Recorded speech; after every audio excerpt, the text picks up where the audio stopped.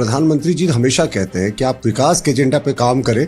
ये केंद्र नहीं देखता कि किस पार्टी की सरकार कहाँ किस राज्य में है, वो पूरा विकास में मदद करता है। तो हमें उम्मीद है कि मुख्यमंत्री जी अपने पुराने सरकार की गलतियों से सबक लेकर एक विकास की लंबी लकीर खींचने की कोशिश करेंगे। उनके लिए ईवीएम तब ठीक रहता है जब हिमाचल में इनकी सरकार बन जाती है, कर्नाटक में इनकी सरकार बन जाती है, या अभी देखें हाल में झारखंड में इनकी सरकार बन गई।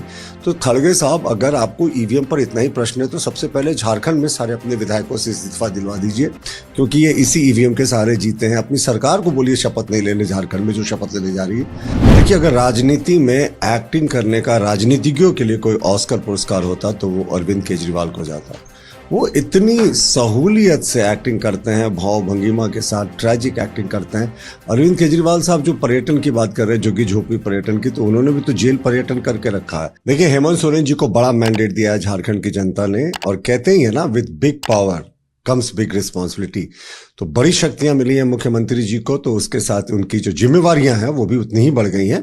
और कल लोकतंत्र के लिए एक सुखद तस्वीर आई, मुख्यमंत्री जी प्रधानमंत्री जी से मिलने गए और ये उनका भी अच्छा जेस्चर था। और उसके बाद प्रधानमंत्री जी ने भी चंद घंटे की मोहलत में ही उन्हें समय दिया, जबकि उनका इतना व्यस्त कार्यक्रम रहता है।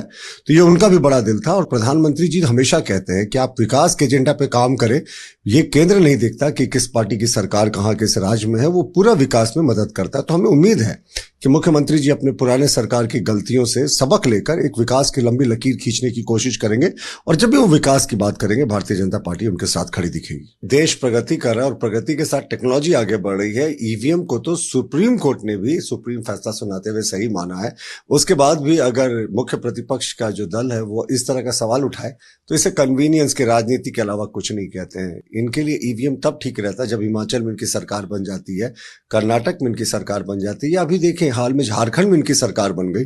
तो खड़गे साहब, अगर आपको ईवीएम पर इतना ही प्रश्न है तो सबसे पहले झारखंड में सारे अपने विधायकों से इस्तीफा दिलवा दीजिए, क्योंकि ये इसी ईवीएम के सहारे जीते हैं। अपनी सरकार को बोलिए शपथ नहीं लेने झारखंड में जो शपथ लेने जा रही है।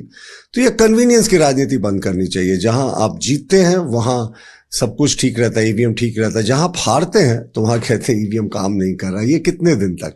अब आपको इंट्रोस्पेक्शन करने की आवश्यकता है कि क्यों एक झारखंड अपवाद था और हिमाचल अपवाद था, कर्नाटक अपवाद था, बाकी तो सारे चुनाव आप हारते जा रहे हैं। तीसरी बार लोकसभा में आप राहुल गांधी जी के नेतृत्व में हार गए। तो पहले आप इंट्रोस्पेक्शन करें, आप आरोप लगाना बंद करें। जब 21वीं शताब्दी के 24वें वर्ष में अब इंटरनेट के जमाने में और टेक्नोलॉजी के जमाने में जब आप आगे प्रगति कर रहे हैं तो कांग्रेस देश को पीछे ले जाना चाह रही है। साहब, जो बैलेट पेपर है वो हम बहुत पहले छोड़ आए हैं, और इसी ईवीएम के सारे कांग्रेस ने कई चुनाव जीते हैं, तब बिल्कुल सही रहता है, लेकिन वो पीछे ले जाना चाहते हैं। देखिए, बैलेट पेपर की गिनती में कितनी परेशानियां होती है। अभी भी आप देखें अमेरिका का कैलिफोर्निया में अभी तक गिनती नहीं हुई। पूरे देश में भारत की इस बात के लिए प्रशंसा हो रही है कि 65 करोड़ मतों को हम लोगों ने एक दिन में गिन लिया ईवीएम के सहारे। तो ईवीएम को सुप्रीम कोर्ट ने भी सही माना है। खड़गे साहब अब कन्वीनियंस की राजनीति कर रहे हैं, सिर्फ सहूलियत के कारण। जहां वो हार गए वहां उनके लिए ईवीएम खराब हो गया। देखिए, अगर राजनीति में एक्टिंग करने का राजनीतिज्ञों के लिए कोई ऑस्कर पुरस्कार होता तो वो अरविंद केजरीवाल को जाता। वो इतनी सहूलियत से एक्टिंग करते हैं, भाव भंगिमा के साथ ट्रैजिक एक्टिंग करते हैं। अरविंद केजरीवाल साहब जो पर्यटन की बात कर रहे हैं, झुग्गी झोपड़ी पर्यटन की, तो उन्होंने भी तो जेल पर्यटन करके रखा है। कितने बड़े बड़े वायदे किए थे। आपसे ज्यादा मुझे नहीं लगता हाल में किसी पॉलिटिकल पार्टी ने पूरे पॉलिटिकल सिस्टम को, वोटर्स को डिसअपॉइंट किया है। जितने बड़े बड़े वायदे करके आए थे, उसी तरीके का घपला घोटाला हुआ। उनके सारे श्रेष्ठ नेता एक समय जेल में बंद थे, फिलहाल वो जेल से बाहर है, ट्रायल शुरू होना नहीं हुआ है।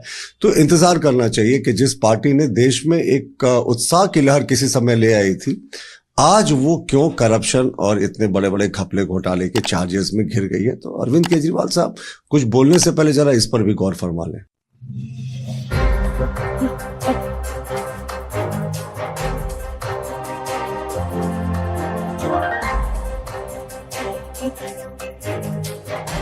Right.